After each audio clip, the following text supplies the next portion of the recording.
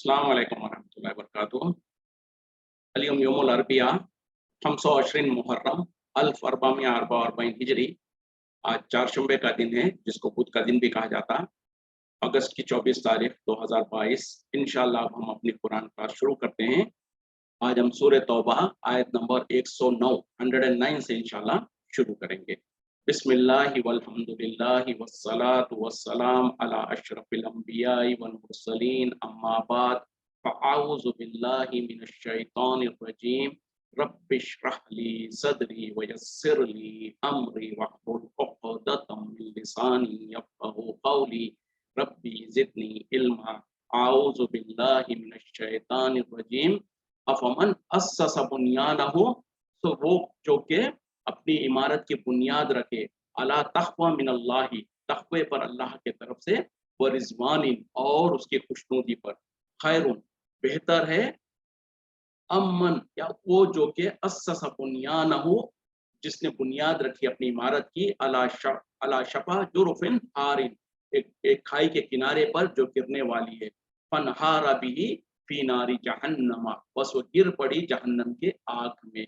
वल्लाहु ला यहदी, और अल्लाह ताला हिदायत नहीं देता अल कौम ज़ालिमीन, जालिम कौम को। यानी क्या वो इंसान जिसने अपनी इमारत की बुनियाद रखी है तकवे पर अल्लाह के तरफ से और उसकी खुशनुदी पर, वो ज्यादा बेहतर है, या वो जिसने जो सो अपनी इमारत की बुनियाद रखी है ऐसे खाई के किनारे पर जो कि गिरने ही वाली है और वो गिर पड़ी जहन्नम की आग में, और अल्लाह ताला हिदायत नहीं देता जालिम कौम को। यानी एक एग्जाम्पल अल्लाह ताला दे रहे हैं कि दुनिया के अंदर भी जो सो कोई इंसान अगर इमारत बनाना चाहता है, कोई घर वगैरह बनाना चाहता है, तो जाहिर बात है उसकी इमारत की बुनियादों को मजबूत करना चाहता है। तो अल्लाह ताला यहाँ पर मिसाल दे रहे हैं एक ईमान वाले की, जो तक़वे वाला इंसान होता है जिसकी आमाल की इमारत जो सो ऐसे बुनियाद पर रखी गई है जो कि अल्लाह की तरफ से तक़वे पर है और उसकी खुशनुदी पर है। तो जाहिर बात है कि जो उसके ऊपर वो अमाल करेगा वो पुख्ता रहेंगे, मजबूत रहेंगे, और उसकी इमारत उसकी मजबूती के साथ खड़े रहेगी। लेकिन इसके मुकाबले में वो इंसान जो कि निफाक करता है और उसकी अमाल ऐसे ही है जैसे कि उसने एक ऐसी इमारत बनाई जिसके नीचे जो सो एक गड्ढा हो या बिल्कुल जो सो रेती की जमीन हो, उसके ऊपर जो सो अगर कोई इमारत बनाता है तो उस इमारत कोई गारंटी नहीं है, किसी भी वक्त में गिर सकती है। और अल्लाह ताला कह रहे हैं कि वो इमारत गिर ही चुकी है जहन्नम के आग में। मतलब क्या है कि जो निफाक करता है, जो मुनाफिक वगैरह होते हैं, वो चाहे जितनी बड़ी इमारत बना ले, चाहे वो जितने नेक अमाल के जो सो महलात खड़े कर दे, वो सारे के सारे एक ना एक दिन जहन्नम की आग में गिरने वाले हैं। यानी सारे के सारे अमाल रायगा और बर्बाद हो जाएंगे। फिर अल्लाह ताला आखिर में फैसला सुना दे रहे हैं, वल्लाहु ला यहदिल कौम ज़ालिमीन, और अल्लाह ताला हरगिज़ हिदायत नहीं देता जालिम कौम को। और जालिम से मुराद आम तौर पे भी जो हम जुल्म मुराद देते हैं वो भी है, और कुरान में जब कभी जुल्म का जिक्र आता है तो खास तौर पे शिर्क मुराद होता है। तो यानी जो अल्लाह के साथ शिर्क करता है ऐसी कौम को अल्लाह ताला हिदायत नहीं देता। जो इंसान आम तौर पे भी जो जुल्म करता है उनके ऊपर भी जो सो उन लोगों को अल्लाह ताला हिदायत नहीं देता। तो अब यहाँ पर हमको समझने वाली बात यह है कि सबसे पहले जो हम इंसान है, हमारे अमाल वैसे ही बहुत थोड़े हैं, क्योंकि हम जो सो दुनियादारी में इतने ज्यादा मुब्तला हैं कि हमारे नेक अमाल वैसे ही बहुत थोड़े हैं। और अगर वो थोड़े अमाल भी अगर हमने उसकी हिफाजत नहीं की, उसकी बुनियाद जो सो मजबूत पायदान मजबूत जो बुनियादों पर अगर हमने नहीं रखा, तो वो सारे के सारे अमाल रायगा और बर्बाद हो जाएंगे, जैसे कि इस आयत में अल्लाह ताला जिक्र कर रहे हैं। और उसी तरीके से दूसरी जगह पर अल्लाह ताला ने और वजाहत के साथ जो सो जिक्र किया है और तफसील बयान की है कि वो अमाल जिसके अंदर बुनियाद मजबूत नहीं होगी, और बुनियाद से मुराद तक़वा नहीं होगा अल्लाह का, या जो सो सही अकीदा नहीं होगा, या रियाकारी के लिए होंगे अमाल, तो सारे के सारे अमाल बर्बाद और रायगा है। जैसे कि दूसरी जगह पर अल्लाह ताला ने क़यामत में कहा कि क़यामत पे कुछ लोग ऐसे आएंगे जो ढेरों अमाल लेकर आएंगे, बहुत ज्यादा पहाड़ों जैसे अमाल लेकर आएंगे, और उनके अमाल को देखने से पता चलेगा और यकीन हो जाएगा कि ये तो इंसान जन्नत में जाने वाला है। लेकिन अल्लाह के पास उन अमाल की कदर और कीमत इतनी भी नहीं होगी, जैसे किसी चिकने पत्थर के ऊपर कोई धूल वगैरह होती है तो उसको जैसे ही थोड़ी सी हवा आती तो सारी की सारी धूल उड़ जाती है, या उसी तरीके से कोई चिकने पत्थर पे थोड़ी सी रेती वगैरह हो, उसके ऊपर तेज बारिश आए तो सारी की सारी जो सो खत्म हो जाती है और चटियल मैदान باقی رہ جاتا ہے۔ اللہ تعالیٰ نے ایسی مثالیں بیان کیا ہے۔ وہ کس کا ہوگا؟ وہ ان لوگوں کا ہوگا جو ریاکاری کرتے ہوں گے یا دکھاوا کرتے ہوں گے یا ان کے عقائد میں جو سو شرک وغیرہ مبتلا ہوگا۔ تو یہ سارے اس قسم کے جو لوگ ہوں گے جن کے اعمال اگرچہ کہ پہاڑوں برابر ہوں گے، ان کا بھی کوئی وقت اور ان کی بھی کوئی اہمیت نہیں ہوگی۔ تو ذرا اندازہ کریں جس کے ہمارے اعمال ویسے ہی تھوڑے ہیں، ہمارے اعمال جو سو ویسے ہی بہت کم ہے، اور ان کا بھی اگر ہمارے اعمال کی جو سو بنیاد اگر مضبوط نہیں ہوگی اور ہم جو سو ایسے ہی عمل کرتے چلے جائیں اور خوش ہو رہے ہیں ہم کہ ہم تو بہت اچھا عمل کر رہے ہیں، لیکن پتہ چلا کہ اللہ کے پاس ان اعمال کا کوئی قدر و قیمت نہیں ہے، تو پھر کیا بنے گا ہمارا کل قیامت میں؟ تو ہم کو چاہیے کہ ہم اپنے اعمال کی حفاظت کریں، اور اپنے اعمال کی حفاظت اس طریقے سے ہوگی کہ ہم جو سو جب سے سب سے پہلے جو عمل الصالح نیک عمل جس کو کہتے ہیں، قرآن اور حدیث کی روشنی میں نیک عمل کس کو کہا جاتا ہے؟ نیک عمل اس کو کہا جاتا ہے جو کہ جس کے اندر 3 شرطیں ہونی چاہیے۔ یہ ہمیشہ یاد رکھیں، کیونکہ اکثر مصیبت ہماری یہ ہے کہ ہم نے ہر ایک نے اپنے اپنے طور پر ہر ایک نے اپنی اپنی طور پر جو نیک اعمال کی گنتی کر کے رکھا ہوا ہے۔ اپنے اپنے سوچ میں ہم نے نیک عمل کا ہمارے پاس ایک عجیب ہی خیال ہے۔ کوئی کیا سمجھتا ہے ایک ٹانگ کے اوپر کھڑے ہو کے ساری رات جو قرآن پڑھیں گے تو بہت بڑا نیک عمل ہے۔ کوئی جیسے کہ آج ایک من چلا جو سو انڈیا سے چل پڑا ہوا ہے، پیدل جو سو حج کے لیے جا رہا ہے، اور وہ اپنے آپ میں سوچ رہا ہے کہ میں بہت بڑا نیک کام کر رہا ہوں۔ کوئی کیا کرتا ہے کہ کوئی سوچتا ہے کہ جو سو زندگی میں شادی بیاہ کرنا بیکار ہے، اور جو ہم جو سو کیا کہتے ہیں کہ کسی جنگل وغیرہ میں چلے جائیں گے، بالکل ترک دنیا کر کے رہبانیت کو اختیار کر لیں گے تو یہ بہت بڑا نیک عمل ہے۔ کوئی سمجھتا ہے کچھ اور، کوئی سمجھتا ہے کچھ اور۔ تو یہ ہر ایک کے پاس، ہر ایک کی سوچ میں نئے نیک عمل کی اپنی اپنی ڈیفینیشن ہے۔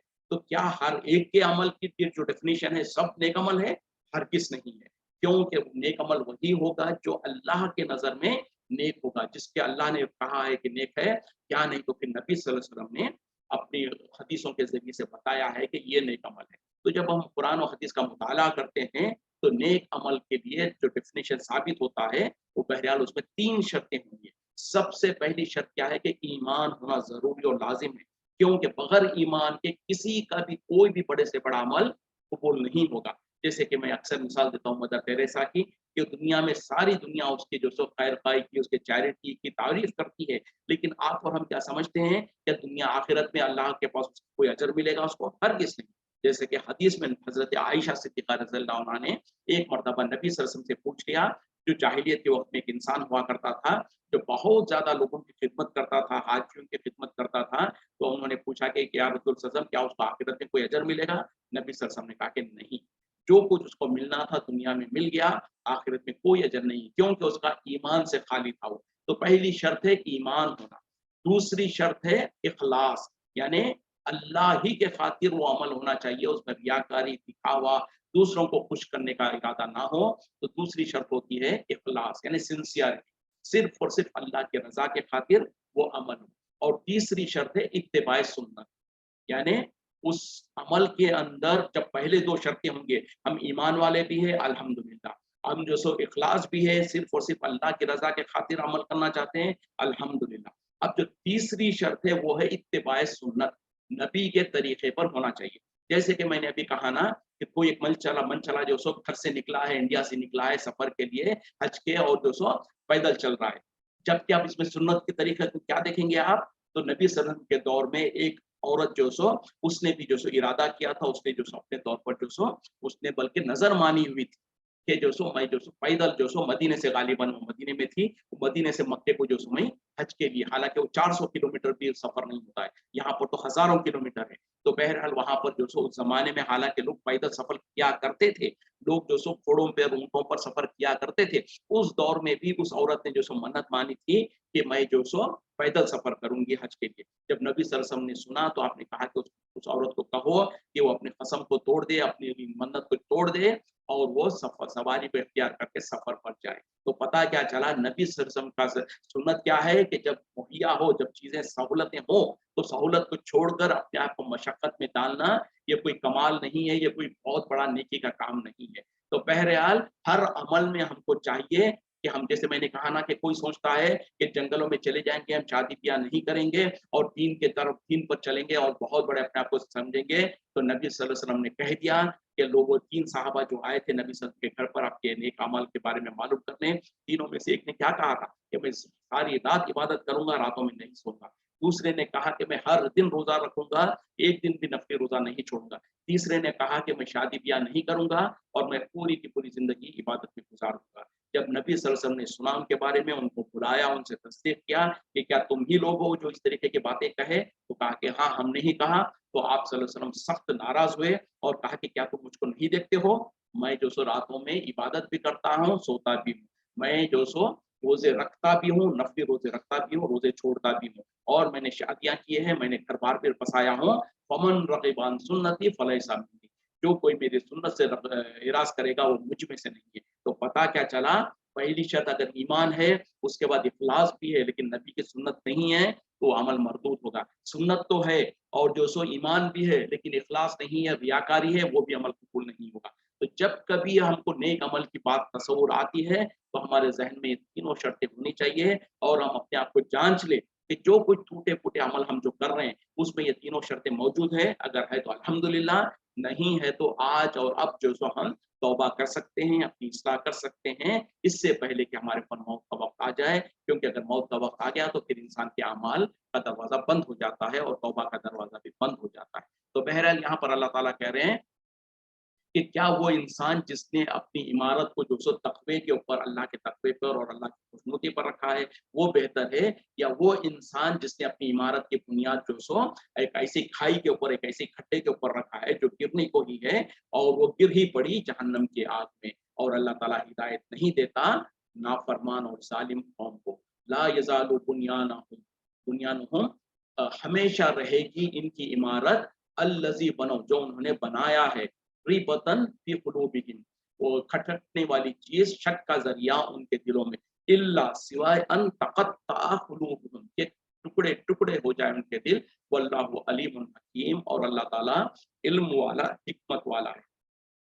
यानी वो इमारत जो उन्होंने बनाया था, जो मस्जिद ज़िरार बनाया था, उसके बारे में अल्लाह ताला कह रहे हैं कि ये उनके दिलों में हमेशा खटकने की चीज और शक का जरिया बनती रहेगी, यहाँ तक कि वो उनके दिल पाश पाश हो जाए। मतलब क्या है, जो मौत से हम किनार हो जाए। और अल्लाह ताला इल्म वाला, हिकमत वाला है। यानी हम जैसे पहले पढ़ चुके हैं, मुनाफिकीन ने जो सो मस्जिद ज़िरार तामीर किया था, यानी मकसद क्या था उसके पीछे, कि लोगों को जो सो, लोगों के बीच में तफरीक डाले, मुसलमानों के दरमियान में फूट डाले और अपनी जो सो निफाक का और कुफ्र का अड्डा बना सके, और उनके जो अल्लाह उसके रसूल के साथ दुश्मनी करते हैं, उनके लिए एक जो सो वो पनाहगाह बनाने की कोशिश कर रहे थे, जिसको नबी सल्लल्लाहु अलैहि वसल्लम ने हुक्म दिया कि उसको तोड़ दिया जाए। तो अल्लाह ताला कह रहे हैं कि जो उन लोगों ने इस बुनियाद रखी है इस इमारत की, वो दर हकीकत में उनके लिए जो सो शक का जरिया और खटकने का जरिया उनके दिलों में हमेशा बन के रहेगी, यहाँ तक कि उनके ऊपर मौत का वक्त आ जाए।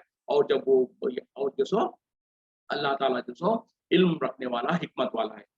इन्नल्लाह अश्तरा, बेशक अल्लाह ताला ने खरीद लिया है, मिनल मोमिनीना, मोमिनों से, अनफुसहुम, उनके नफ्सों को, व अमवालहुम, और उनके मालों को, बि अन्ना लहुमुल जन्नता, इसके बदले में कि उन्हें जन्नत अता फरमा दी जाए।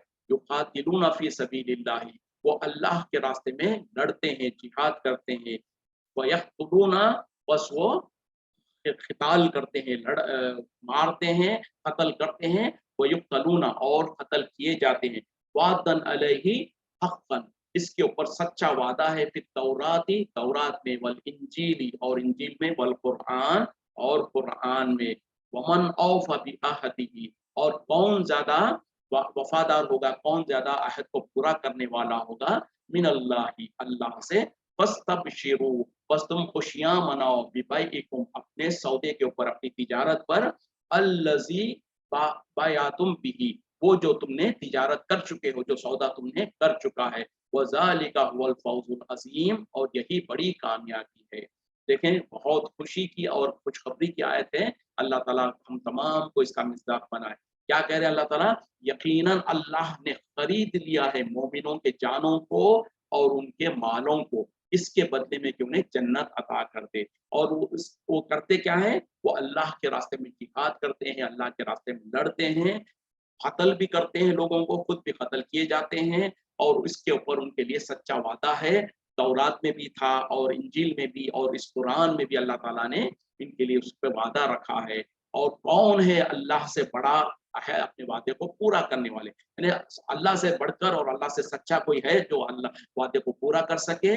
बस तुम खुशखबरी खुशियां मनाओ अपने सौदे के ऊपर जो तुमने दिया, जो तुमने सौदा कर लिया है अल्लाह के साथ, यानी तुमने अपने मालों को और अपने जानों को अल्लाह के सामने जो बेच दिया है, जो बेचने का जो सौदा कर दिया है, इस पर तुम खुशखबरी मनाओ और यही बहुत बड़ी कामयाबी है। अल्लाह ताला एक खुशखबरी दे रहे हैं हमको और आपको तमाम को, लेकिन साथ में क्या है कि वो मियार और वो क्राइटेरिया बता दिया है। अगर इस क्राइटेरिया पर हम पूरे उतर रहे हैं और हमारा मकसद और हमारी ख्वाहिश भी यही है और हकीकत में हम वफादारी के साथ अल्लाह को जो हमने अपना सामान बेच चुके हैं उसमें वफादारी के साथ पूरे पूरे तौर पर हम वफादारी करते हैं, तो फिर खुशखबरी मनाने की बात है। और अल्लाह ताला खुद कह रहे हैं कि ऐ लोगों खुशखबरियां मनाओ तुम उस तिजारत पर जो तुमने अल्लाह के साथ कर दिया है। और वो तिजारत क्या है कि अल्लाह ताला खुद जो कह रहे हैं अल्लाह ताला कि यकीनन अल्लाह ने मोमिनों के मालों को और उनके जानों को खरीद लिया है। मतलब क्या है कि हकीकत में इंसान को हम जो अल्लाह के मखलूक़ात है, अल्लाह के बंदे हैं, जो कुछ हमारे पास है सब कुछ भी दिया हुआ अल्लाह ही का है। ये जान है ये भी दी हुई अल्लाह ही की है, ये माल है ये दिया हुआ भी अल्लाह ही का है। जो हमको जो सलाहियतें हैं, समझ दिया, अकल दिया, जिस्म दिया, हाथ पैर दिया, ये सब कुछ भी दिया हुआ उसी का है। उसके बावजूद भी यानी जो अल्लाह का दिया हुआ है और अल्लाह अगर अपने राह में मांग ले तो हम हमारे पास कोई इजाजत भी नहीं है, हमारे पास कोई इख्तियार भी नहीं है कि हम माना कर दें या हम कहें कि नहीं हम नहीं दे सकते। हालांकि ये होने के बावजूद भी फिर भी अल्लाह ताला हमको कह रहा है, हमसे जो अल्लाह ताला कह रहा है कि अल्लाह ने इंसानों के साथ अपने बंदों के साथ तिजारत किया है। वो ये है कि जैसे कि दुनिया में होता है खरीदो फरोख्त का कोई सौदा होता है, आप कोई चीज बेचते हैं और उसके बदले में कोई चीज लेते हैं, नफा लेते हैं, पैसा माल और दौलत देते हैं। यानी एक सामान को बेचा उसके बदले में आपको जो पैसा माल और दौलत मिलता है। तो इस तरीके से जो ट्रेडिंग होती है, अल्लाह ताला कह रहे हैं कि अल्लाह ने भी अपने बंदों के साथ ट्रेडिंग किया है, उनके मालों को और उनके जानों को खरीद लिया है। किसके बदले में? जन्नत के बदले में। मतलब क्या है कि हम अल्लाह के साथ हमने एक एग्रीमेंट किए हुए हैं और हमने और आपने सब ने वो वादा कर चुके हैं अल्लाह के साथ। और अल्लाह ताला कहता है कि हे मेरे बंदो, जो तुमने वादा किया है मेरे साथ उस वादे को पूरा करो, फिर मैं भी अपने वादे को पूरा करूंगा। यानी मैंने तुमको ये जान जो माल और जान दिया है उसको मेरे लिए मेरे हवाले कर दो, तो मैं तुमको जो है जन्नत दूंगा इसके बदले में। और हवाले कर दो मतलब क्या है कि जो इस जान और माल को अल्लाह की मर्जी के मुताबिक सर्फ करो, अल्लाह की मर्जी में, अल्लाह की रजा में उसको इस्तेमाल करो। यहाँ तक कि अगर अल्लाह की रजा के खातिर अपनी जान को भी कुर्बान करना पड़े तो जान पे कुर्बान कर दो, अपने माल को कुर्बान करना पड़े तो माल को कुर्बान कर दो। तो अगर तुम ऐसा करोगे तो इसके बदले में अल्लाह ताला खुद जन्नत अता फरमाएगा। और फिर अल्लाह ताला खुद कह रहा है कि कोई है अल्लाह से बेहतर जो वादे को पूरा करे। दुनिया में हो सकता है हम तिजारत करते हैं, हम कारोबार करते हैं, लेकिन सामने वाला हमको धोखा दे जाता है, हमसे माल तो ले लेता लेकिन पूरी उजरत नहीं देगा, हमसे काम तो ले लेगा लेकिन पूरी उजरत नहीं देगा। तो दुनिया में तो लोग जो सो धोखेबाजी करते हैं तिजारतों में, लेकिन अल्लाह से जो तिजारत करोगे तो अल्लाह से बेहतर वफादारी करने वाला, अल्लाह से बेहतर अपने वादे को पूरा करने वाला दुनिया में कोई नहीं है। तो आप और हमने जो अल्लाह के साथ एक तिजारत किया हुआ है, इस तिजारत को हमारे जहनों में याद रखना है और उसी के मुताबिक और क्या करना है। इस तिजारत में कोई ऐसा भी नहीं है कि सर नीचे पैर ऊपर करना है हमको और ऐसी नामुमकिन चीज करनी है जो कि इंसान से मुमकिन ही नहीं है, बल्कि ऐन मुमकिन है, बिल्कुल फितरत के मुताबिक है। वो सिर्फ ये है कि अपनी ये छोटी सी जिंदगी जो 50 साल 60 साल 70 साल, ज्यादा से ज्यादा किसी को 80 साल मिली होगी या उससे भी ज्यादा हो तो 100 साल से ज्यादा तो शायद ही कोई जिएगा। तो ये 50 साल 100 साल की जो जिंदगी जिसको अल्लाह ने हमको दे रखी है, उस छोटी सी जिंदगी में हम अपनी मर्जी को अल्लाह के मर्जी के तहत कर लें, अपने कामों को अपने अमाल को अल्लाह की मर्जी के मुताबिक कर लें। जो काम अल्लाह ने करने का हुक्म किया उसको बचा लाएं, जिससे रुकने का हुक्म दिया उससे रुक जाएं। तो यही है सौदा, यही है आपका कारोबार और यही है आपकी ट्रेडिंग। अगर आपने वफादारी के साथ अल्लाह के अहकामात के मुताबिक अपनी जिंदगी को गुजार लिया। हम में से कितने हैं जो अल्लाह के रास्ते में शहीद हुए हैं या शहीद होते हैं या शहीद होना चाहते हैं। शायद ही हम में से किसी के इरादा भी ना हो, बल्कि एक हदीस में नबी सल्लल्लाहु अलैहि वसल्लम ने कहा कि जिस इंसान के दिल में ये ख्वाहिश नहीं है, तड़प नहीं है कि अल्लाह के रास्ते में, अल्लाह के दीन के खातिर میری جان بھی اگر دینی پڑی تو میں اپنی جان بھی حاضر کروں گا اور میں دے دوں گا. تو اس کے دل میں اگر یہ ارادہ اور خواہش نہیں ہے تو اس نے نفاق کی موت مرا. تو پتہ کیا چلا، ہم اپنے اعمال کو، اپنے عقائد کو، اپنے سوچ کو درست کر لیں اور اللہ کے سامنے یہ پختہ ارادہ کر دیں کہ یا اللہ یہ جان اور یہ مال اور سب کچھ یا تیرا ہی ہے، اور اگر تیری راہ میں، تیرے دین کے راہ میں، تیری دین کے خاطر اس کی ضرورت پڑے گی تو میں پیچھے نہیں ہٹوں گا. میرے مال کی قربانی کی ضرورت پڑے گی، میں مال کو قربان کروں گا. میرے جان کی قربانی کی ضرورت پڑے گی تو میں اپنی جان کو بھی قربان کر دوں گا. جب یہ ارادہ ہوگا، جب یہ خواہش ہوگا، ہو سکتا ہے ہم میں سے جو سو 99% لوگوں کو جو سو یہ موقع بھی نہیں ملے گا. ہم اپنی پوری زندگی اپنے طور پر جی کر جب موت کا وقت آئے گا تو موت سے جو ہم کنار ہو رہے ہوں گے.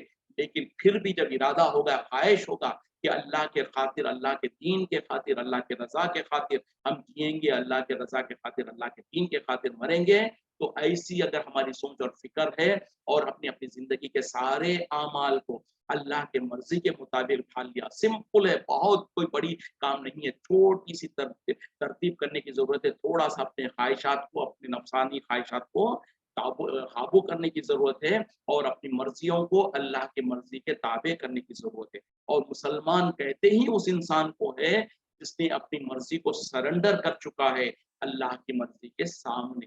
یعنی مسلم اس انسان کو کہتے ہیں جس نے اپنی مرضی کو، اپنے آپ کو سرنڈر کر چکا، سر جھکا دیا. جس نے، جیسے کہ دنیا میں ہوتا ہے، کوئی مجرم ہوتا ہے تو وہ پولیس وغیرہ جو ہوتی ہے جب اس کو پکڑ لیتی ہے تو اپنے آپ کو سرنڈر کر دیتا، ہاتھوں کو ہتھکڑی لگ جاتی ہے اور وہ اپنے آپ کو سرنڈر کر دیتا ہے. تو اسی، یہ تو دنیا کا معاملہ ہے. ہم بندے جو اللہ کے بندے ہیں، ہم نے اپنی مرضی کو، اپنی زندگی کو، یہ اللہ سے وعدہ کر چکے ہیں ہم کہ یا اللہ ہم اپنی مرضی کو آپ کی مرضی کے مطابق ڈھال لیں گے، ہم اپنی زندگی کو آپ کی مرضی کے مطابق جئیں گے. یہ جو 50 60 سال 100 سال کی جو زندگی جو کچھ ہم کو دے رکھا ہے، اس میں ہم تیری مرضی کے مطابق جئیں گے. جب ہم اللہ کی مرضی کے مطابق زندگی جئیں گے تو پھر اللہ نے ہم کو وعدہ کر رکھا ہے کہ ادھر تمہاری موت ہوگی، ادھر تمہاری دنیا کی زندگی ختم ہوگی، ادھر تمہارے لیے اللہ کا وعدہ پورا ہو جائے گا. اور وہاں پر اللہ تعالیٰ ہمارے لیے جنتوں کو تیار کر کے رکھا ہے. وہ جنتیں جن کے نیچے سے نہریں بہ رہی ہیں، وہ جنتیں جن کے بارے میں نبی صلی اللہ علیہ وسلم نے کہا کہ نہ کسی آنکھ نے اس کو دیکھا ہے، نہ کسی کان نے اس کے بارے میں سنا ہے، نہ کسی دل میں اس کا گمان آیا ہے. وہ ساری نعمتیں جو کچھ انسان دنیا میں خواہش رکھتا تھا اور اس سے علاوہ کہیں زیادہ جو کچھ انسان کی خواہش ہوگی وہ سب کچھ اللہ تعالیٰ ان کے لیے مہیا کر کے رکھے گا وہاں پر. اور وہ زندگی کتنی ہوگی؟ یہاں پر ہم کو 50 100 سال کی زندگی ملی تو کیا وہاں پر بھی 50 100 سال کی زندگی ہوگی؟ نہیں. 1000 سال کی زندگی ہوگی؟ نہیں. لا تعداد ہمیشہ ہمیشہ کی زندگی ہوگی. اور یہ ہمیشہ ہمیشہ کی زندگی میں کامیابی کے لیے صرف ہم کو یہ دنیا کی زندگی میں تھوڑا سا صبر کرنے کی ضرورت ہے، تھوڑا سا اپنے نفس کو کنٹرول کرنے کی ضرورت ہے اور اپنی مرضی کو اور اپنی خواہشات کو اللہ کی مرضی کے مطابق کر لیں تو کامیابی ہی کامیابی ہے. اور ایسے ہی کامیاب لوگوں کے بارے میں اللہ تعالیٰ کہہ رہے ہیں ان لوگوں کو چاہیے کہ وہ خوشخبریاں منائیں، خوشیاں منائیں اپنی تجارت پر جو ہم نے کر چکے ہیں اللہ کے ساتھ. اور یقیناً اللہ تعالیٰ جو سو اور یہی بڑی کامیابی ہے. اور اللہ تعالیٰ سرٹیفائی کر رہے ہیں کہ حقیقی کامیابی یہی کامیابی ہے. اللہ تعالیٰ ہم تمام کو جو سو اپنے وعدے میں اور اپنی تجارت میں پورا سچا اور پورا ہونے کا توفیق عطا فرمائے اور ہم تمام کو یہ کامیابی عطا فرمائے.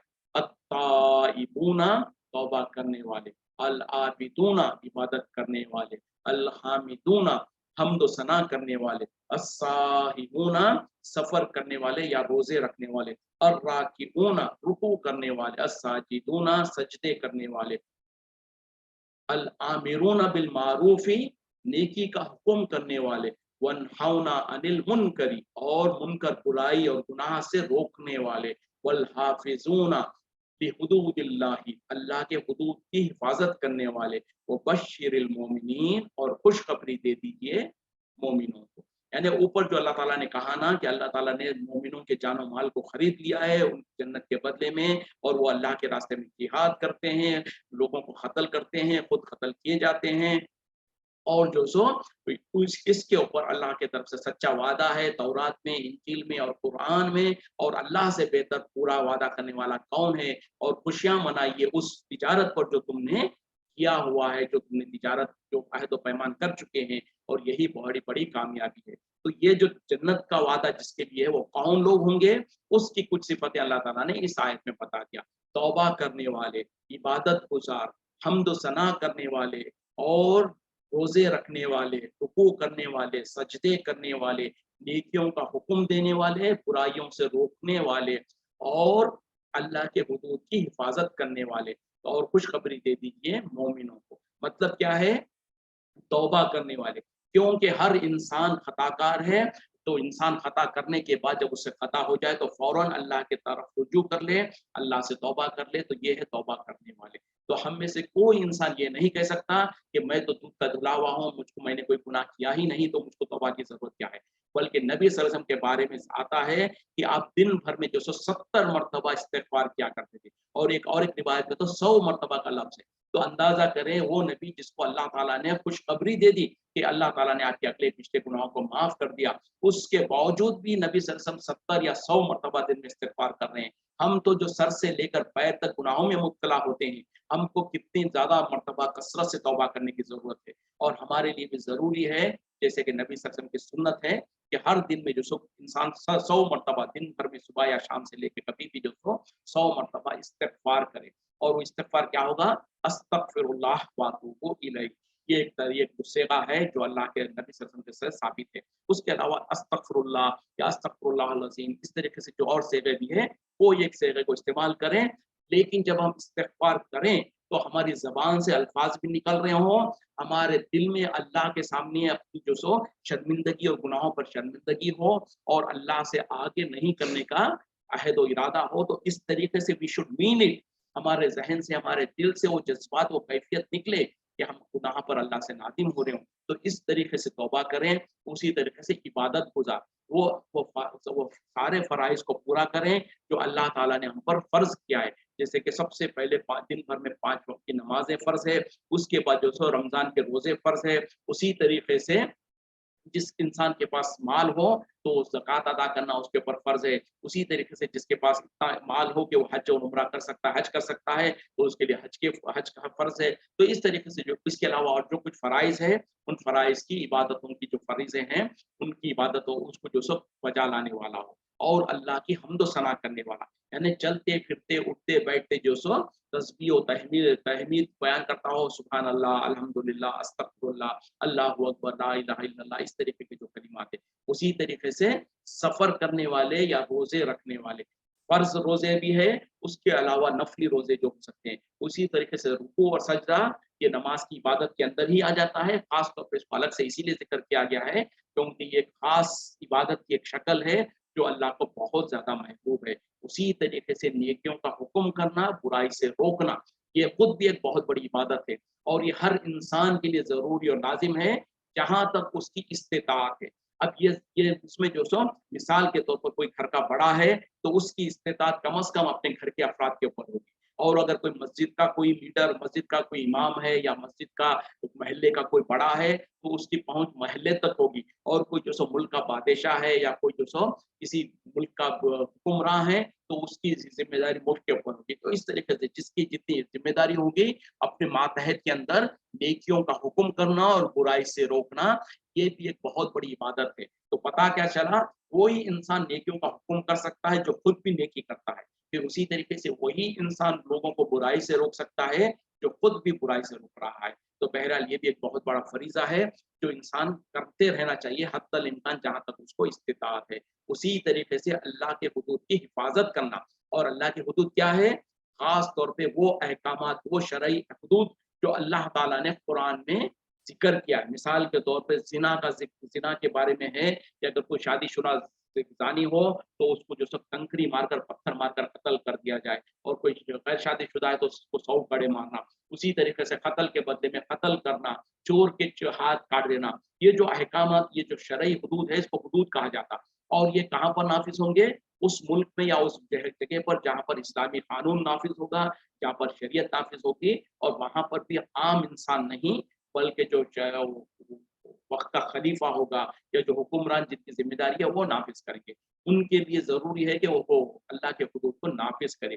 اسی طریقے سے کچھ حدود ایسے ہیں جو انسان کو اپنے طور پر نافذ کرنے کی ضرورت ہے۔ مثال کے طور پہ حرام و حلال کی چیزیں ہیں، جو اللہ نے حلال کیا اس کو حلال جاننا اور اس کے اوپر عمل کرنا، اور جو حرام چیزیں ہیں اس سے بچنا۔ تو یہ جو احکامات ہے، جو حدود ہے، اس کی حفاظت کرنا۔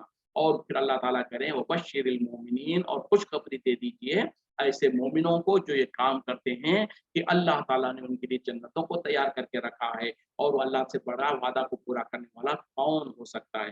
ماں کان لنبی کی، نہیں ہے جائز نبی کے لیے، والذین آمنوا، اور وہ لوگ جو ایمان لائے، ان یستغفروا، کہ وہ استغفار کرے، بخشش طلب کرے، للمشرکین، مشرکوں کے لیے، ولو کانوا، اگرچہ کہ وہ ہو اولی قربا، اپنے رشتہ دار ہی کیوں نہ ہو، من بعد، اس کے بعد، ما تبین لہم، کہ واضح ہو گیا ان کے اوپر، انہم اصحاب الجحیم، کہ وہ جہنمی ہے۔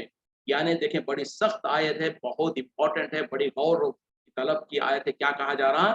وہ ایمان نبی کے لیے اور ایمان والوں کے لیے جائز نہیں ہے، مناسب نہیں ہے کہ وہ اللہ سے بخشش طلب کریں، اللہ سے استغفار طلب کریں ان مشرکوں کے لیے، کہ وہ جو کہ اگرچہ کہ ان کے اپنے رشتہ دار ہی کیوں نہ ہو، اس کے بعد کہ وہ واضح ہو گیا کہ وہ گنہگار ہے اور وہ جو سو جہنمی ہے۔ تو پتا کیا چلا، اللہ تعالیٰ واضح احکام نازل کرتے رہے، حکم نازل کرتے رہے کہ نبی صلی اللہ علیہ وسلم کے لیے بھی اور ایمان والوں کے لیے بھی ہرگز جائز نہیں ہے، مناسب نہیں ہے کہ وہ مشرکوں کے لیے مغفرت کی دعا مانگے، اگرچہ کہ وہ اپنے رشتہ دار ہی کیوں نہ ہو۔ اس کے بعد کہ واضح ہو گیا کہ وہ جہنمی، مطلب کیا ہے واضح ہو گیا جہنمی، مطلب کہ وہ مر چکے ہوں۔ مرنے سے پہلے کسی کے بارے میں بھی یہ گمان کیا جا سکتا، یہ امید کی جا سکتی کہ وہ توبہ کر کے ایمان لے آ سکتا ہے، لیکن جب انسان مر جاتا ہے تو اس کے اعمال کا دروازہ بند ہو جاتا، اس کے اوپر فیصلہ ہو جاتا ہے۔ تو جو انسان شرک میں مبتلا ہو کے شرک کی حالت میں مر جائے، تو ایسے انسان کی مغفرت کے لیے دعا کرنا نہ کسی مومن کے لیے جائز ہے، نہ نبی صلی اللہ علیہ وسلم، اللہ تعالیٰ نبی صلی اللہ علیہ وسلم کو بھی منع کرتے رہے۔ اس کے شان نزول کیا ہے؟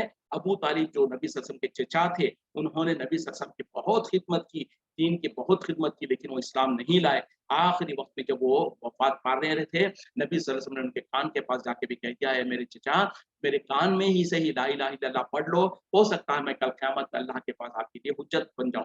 لیکن انہوں نے اسلام نہیں قبول کیا، اپنے ہی آبائی دین پہ چلے گئے، تو اللہ تعالیٰ نے یہ آیت نازل کر دیا۔ وقت ختم ہو رہا ہے، انشاءاللہ پھر کبھی ہم اس کے اوپر تفصیل سے بات کریں گے، بہت امپورٹنٹ آیت ہے۔